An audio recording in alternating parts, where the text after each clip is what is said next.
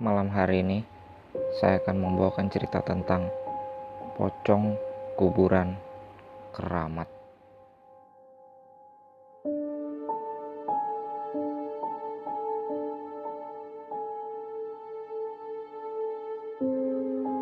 Kejadian ini saya alami sekitar akhir bulan Juli 2016.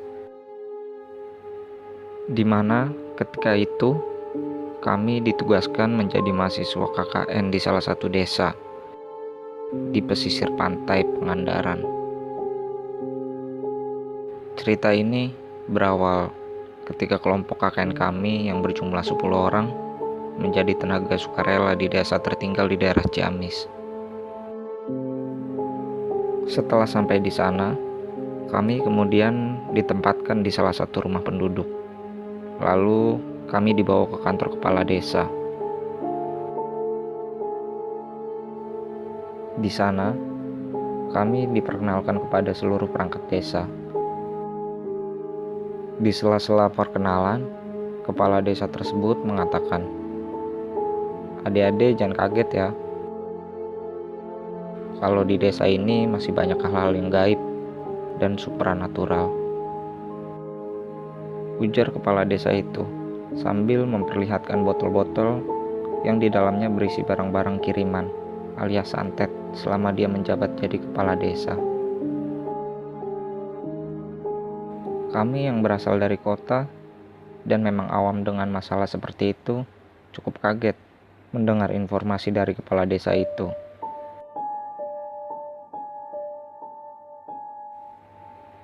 Dan yang mengherankan dari desa ini adalah ketika kami melakukan survei tempat, ternyata 2 dari sepertiga bagian dari desa ini adalah makam atau kuburan. Sampai-sampai di desa itu ada 3 kategori untuk kuburan. Ada kuburan biasa, kuburan tua, dan kuburan keramat. Suatu ketika, koordinator desa harus menyampaikan surat undangan rapat ke rumah Pak Kades. Jaraknya sekitar 2 jam perjalanan dengan menggunakan ojek.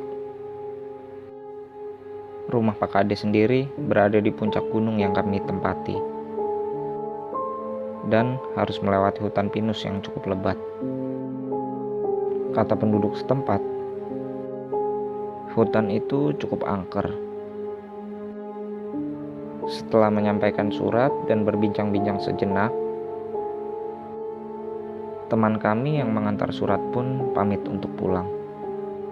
Di tengah perjalanan, tukang ojek itu pun mengobrol dengan teman kami. Tidak ada obrolan yang aneh, sampai ketika si tukang ojek itu menanyakan suatu hal, yaitu, "Aden takut sama hantu nggak?" tanya tukang ojek itu. Ditanya seperti itu, temanku menjadi heran dan sedikit ketakutan. Pak, jangan ngomong yang enggak dong, kan serem." "Kalau bapak sendiri takut nggak sama hantu?" tanya temanku. Itu sih kecil. Di sini mah udah biasa, Den. Tuh lihat aja di sebelah kanan kiri. Banyak kuburan keramat. Hehe, kata si tukang ojek itu, yang sepertinya memang sudah terbiasa dengan hal-hal aneh. Belum 10 menit dari obrolan mereka, tiba-tiba mesin motor itu mati. Walaupun sudah berusaha untuk menghidupkan motor itu, namun tetap sia-sia. Beberapa saat kemudian, dor! Ban motor itu meledak dengan sendirinya. Sangat aneh. Biasanya ban meledak atau kempes pasti saat sedang berjalan atau menginjak sesuatu yang tajam. "Aduh, Pak. Kenapa, Pak?" tanya temanku. "Iya nih, kenapa jadi gini ya? Begini aja. Aden tunggu dulu di sini ya. Saya ke bawah dulu untuk membetulkan ban motor ini," kata tukang ojek kepada temanku. Walau sebenarnya takut, tapi apa boleh buat. Akhirnya temanku itu mau juga menunggu motor itu. dengan posisi di tengah hutan yang jauh dari mana-mana. Sambil duduk dan istirahat, dia duduk di atas batu yang sudah berlumut.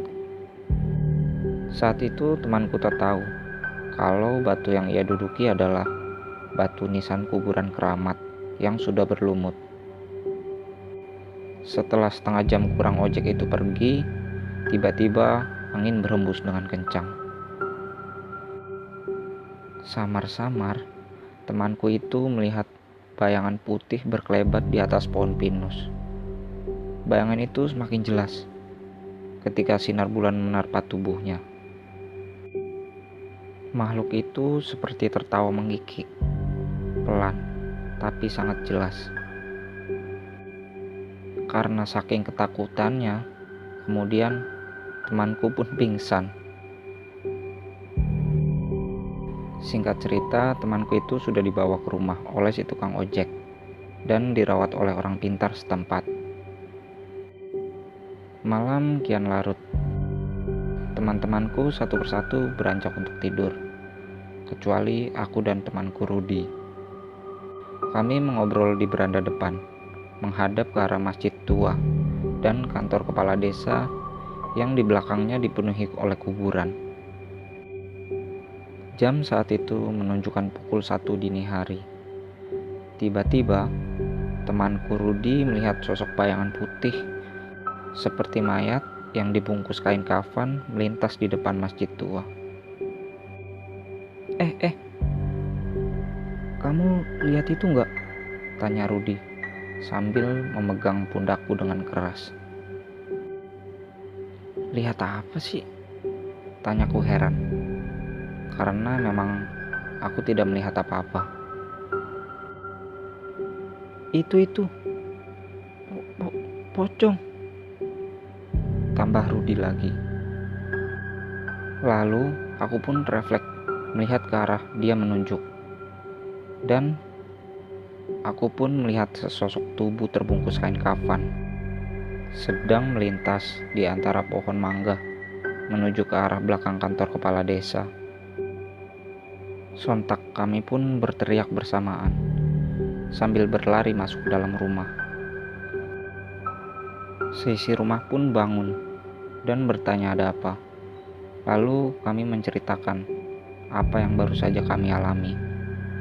Tentu saja sisi rumah jadi ketakutan. Akhirnya kami pun berencana untuk tidak tidur malam ini. Tapi setelah jam 3 dini hari, ternyata rasa kantuk mengalahkan kami. Akhirnya kami pun tertidur kembali di kamar, kecuali si Rudi yang tidur di sofa kamar tamu, karena kamar tidurnya sudah penuh.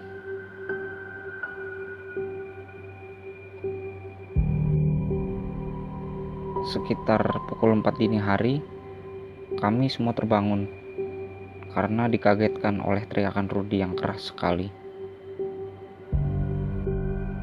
Kami pun serentak keluar kamar, dan tepat di depan mata kami terlihat sosok pocong yang sedang duduk di sebelah teman kami. Tatapan matanya sayu, kulitnya melepuh dan bernanah. Kami pun serentak membaca doa bersamaan. Tiba-tiba, sosok itu mulai mengeluarkan asap dan akhirnya menghilang dari pandangan kami. Kami sesaat terdiam, serasa di dalam mimpi. Setelah sadar, kami berusaha menolong teman-teman kami yang pingsan. Akhirnya, kami sepakat untuk benar-benar tidak tidur malam ini.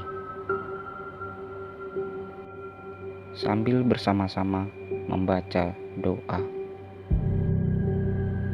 Sekitar pukul 5:30 pagi, selesai kami sholat subuh, pintu rumah diketuk dari luar. Setelah dibuka, ternyata Pak Kosim. Kata beliau, kami disuruh datang ke rumah salah satu penduduk nanti siang karena ada yang meninggal. Siangnya kami pun datang untuk melayat dan sekedar mengucapkan turut bela sungkawa. Setelah dipersilakan masuk, kami pun berdoa di samping jenazah. Namun, betapa kagetnya kami. Setelah kami melihat orang yang meninggal itu, ternyata wajahnya sama persis dengan pocong yang kami lihat tadi malam. Itulah sepenggal cerita dari pocong kuburan keramat. Sekian dan terima kasih.